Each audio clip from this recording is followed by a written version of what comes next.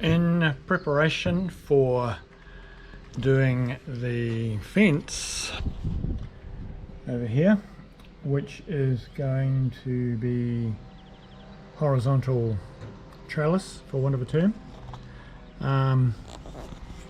basically means reasonably small dimension boards run horizontally, rather than conventional trellis, which tends to be a lattice either going this way or old-fashioned way would have been diagonal. But I'm just going to run just straight vertical boards along there, and so I have bought about 160 meters of nominally 50 by 25, so it comes down to 40 something by 20 something by the time it's been through the dresser. Some of it is quite wet, so I am going to store it downstairs here and fillet it so that it will have a chance to dry out, not in the sun. Some of what I have is already quite warped and twisted, but I will be able to overcome that because my supports are only a metre apart at the most, and I may even put something in the middle of that. I'll see how it all looks as we go along. But for now, I need to get this unloaded.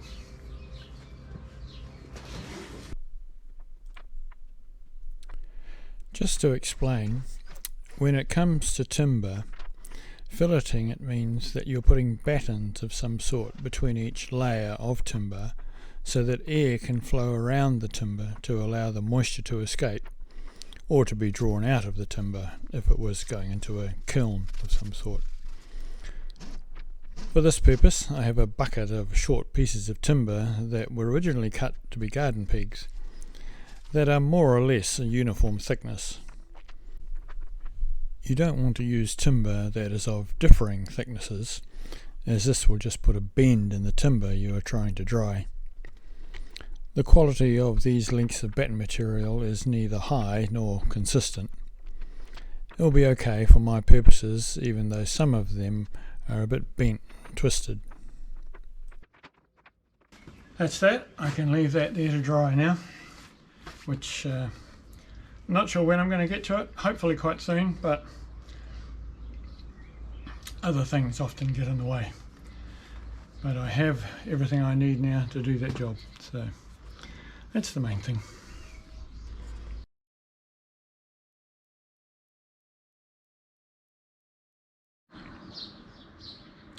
Good morning. Today is a cloudy sunny day and a pleasant working temperature, and so I'm going to start on the much delayed fence. Currently I'm sitting on the deck of the shed, surveying the scene before me, which is this.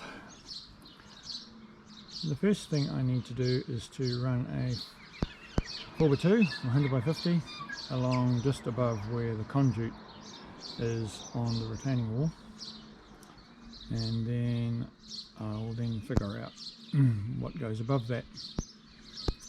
I need to use some, I think I've got some 150 by 50 or 200 by 50 I need to use along here to support the fence, but I need to get that 100 by 50 in first before I can then cut those to go in there. So today is a good day for doing this, and so I will crack on and get on with it. See you later. Apologies that the camera is a bit far away to see the detail of what I'm actually doing. In order to fit the 100 by 50 just above the conduit, I needed to check out a little of the boards at each upright to accommodate the saddle and associated screw that is holding the conduit in place. Initially I did this with a chisel, but as I moved further up the fence line I realised it would be much easier if I used the router, which it was.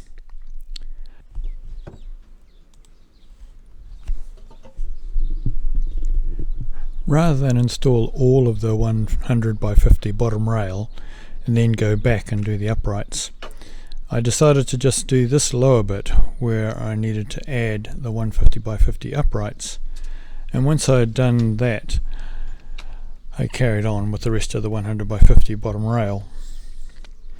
Cutting the uprights was a straightforward process, made easier by the notch markings on my speed square. The uprights are 1.5 meters long, and I needed to cut about 45mm by 600 piece out of each one so that they sat behind the retaining wall and the 100 by 50 above that, but then came through above there so that I could nail the battens straight to them.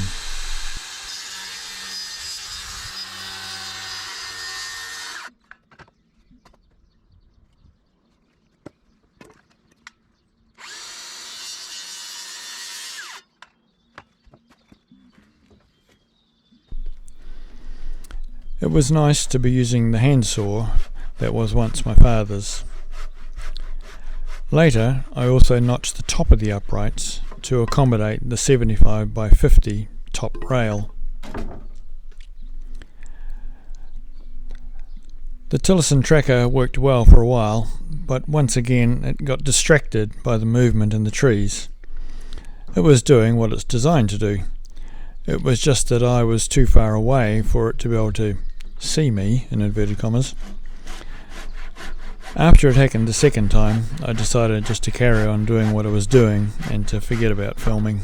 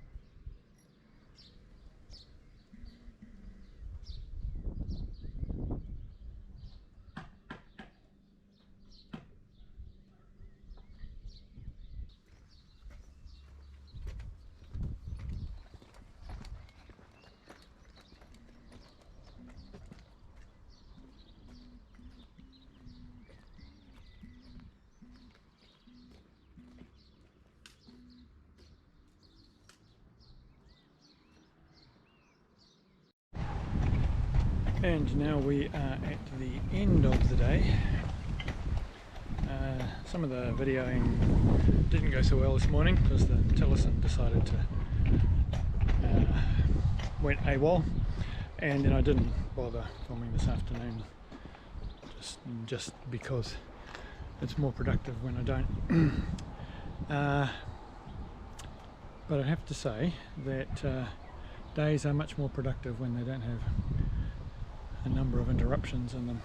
I mean, I know that's obvious, but it's really obvious when I am able to have a day like today without lots of interruptions, what can be achieved. So here's where we're up to. I have done all the rails, both the bottom one down here above the conduit and also the top one.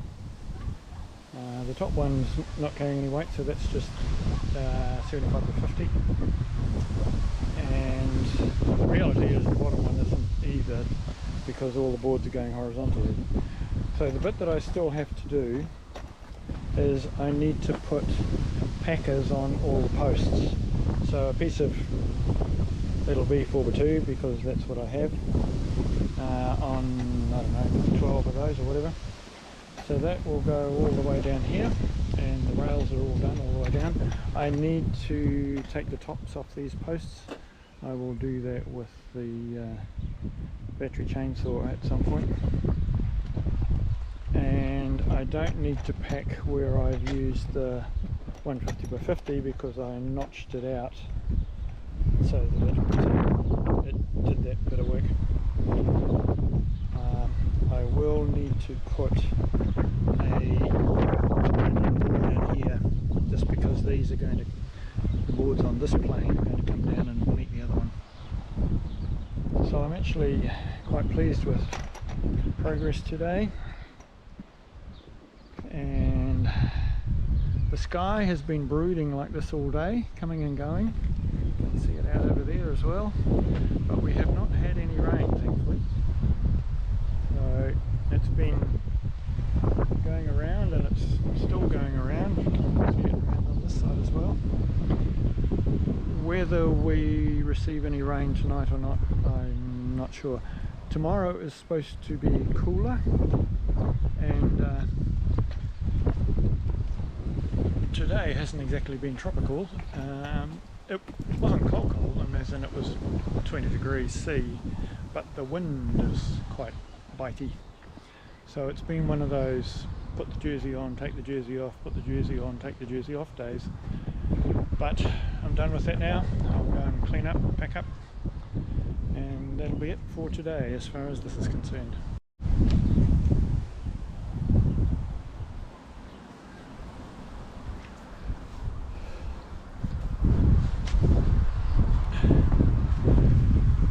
Hello! I thought to round out this video, some of you may appreciate a bit of information about hand saws.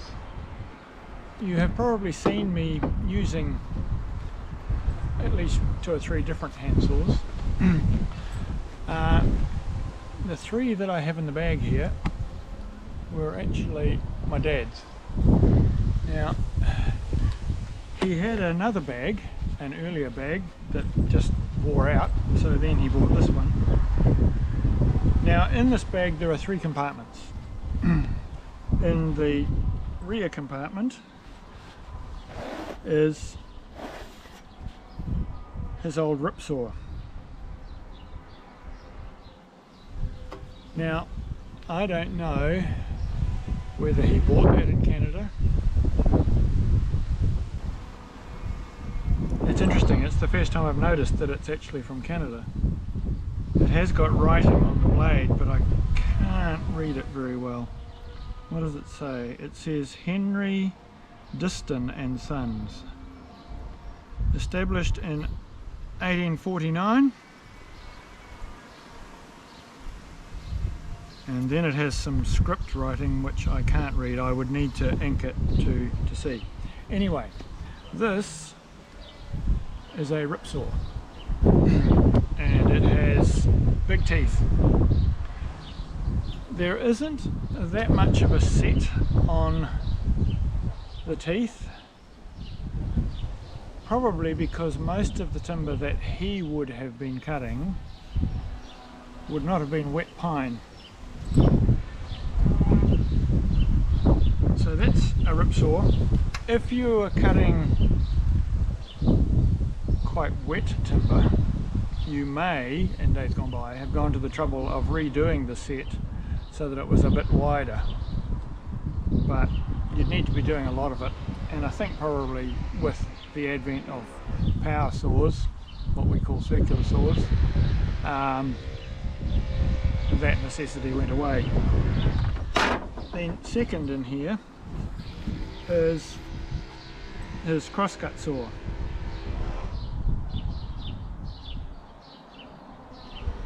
Now, interestingly, that one's by the same people, but it actually says Falada on it.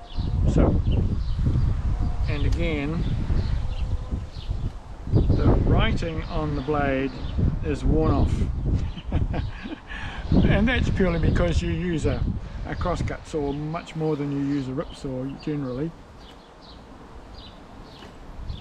And you can see the set on that as well. Now, I know that Dad used to sharpen his own hand saws. Where they were, there probably wasn't even a saw doctor in those days, and so you had a special tool for setting one tooth this way and then the other tooth the other way. He had a special wooden clamp arrangement that clamped all the way down the saw. It had quite long legs on it, and then he would put that into the vise on the bench to hold it still while he sharpened them and set them. And then the last one is finer again, and not much set on that at all, and that would be used for doing architraves and finishing work. And that one just says warranted superior, but I can see the same script type writing on it, but again mostly worn off. So I actually had all of these saws sharpened a number of, probably 4 or more years ago, because I wanted to use them and to keep them, and so I do use them. And between each saw there's sacking material, and of course the bit that wears out is where the teeth catch it on the side. I don't use the rip saw so much because of the broken handle, and generally if I'm doing some ripping I use the circular saw. The other thing that I have of Dad's is this old level. Now I noticed, and it actually fits into the bag here, I noticed the other day that one of the vertical levels seems to have been deliberately set not plumb, which you can do by unscrewing these and rotating it. And I don't know whether that's because he was using it for a retaining wall or something. I'm not sure. You see it even says on here, remove plate to adjust level. That's obviously so that you can make it so that it is level, rather than so that you can make it so that it's not. But I don't really use this level very much because I have longer and better ones, but it's still nice to have it. So there you go, there's a brief interlude about handsaws. I hope you've enjoyed the video, and the next one will be the continuation of the fence, which I hope to have done within a week, so that I can, well, just because it needs to be done, but also there are other things that I would like to have completed before Christmas, and so pressure's on. Thanks for watching, we'll see you next time.